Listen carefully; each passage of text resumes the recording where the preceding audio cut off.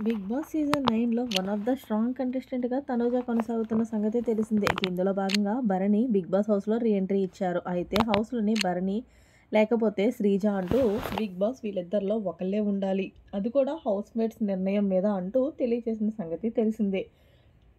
ఇందులో భాగంగా గౌరవ్ భరణికి సపోర్ట్ చేయలేదు. దీంతో భరణి చాలా బాధపడుతున్నాడు.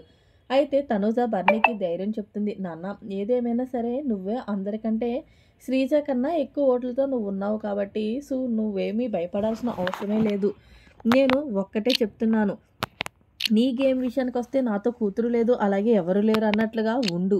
ఇక్కడ హౌస్‌లో చాలామంది సేఫ్ గేమ్ ఆడుతున్నారు. అలాంటిది నువ్వెందుకు ఆడకూడదు? ముందు చూస్తే నొయ్యి, వెనక చూస్తే గొయ్యి అన్నట్లుగా హౌస్‌లో ఉన్న కంటెస్టెంట్స్‌ని ఎవరికి వాళ్ళు తోసేస్తున్నారు. కానీ నువ్వు నీ మంచికే వెళ్లి చూడు.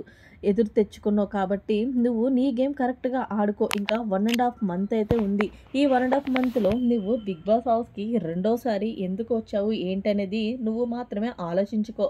ఈలోగా హౌస్‌మేట్స్ నీ యొక్క గొప్పతనం తెలుసుకుంటే వెల్ అండ్ గుడ్. తెలుసుకోకపోతే వాళ్ళకే నష్టం. సో, మనం ఏం పట్టించుకోవాల్సిన అవసరమే లేదు.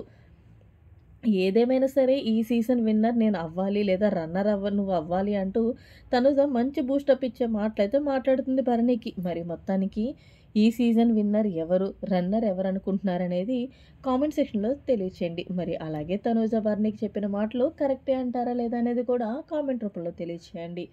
మరిన్ని లేటెస్ట్ అప్డేట్స్ కోసం మన ఛానల్‌ని ఇప్పుడే సబ్స్క్రైబ్ చేసుకోండి. Thanks for watching. By by. Have a nice day.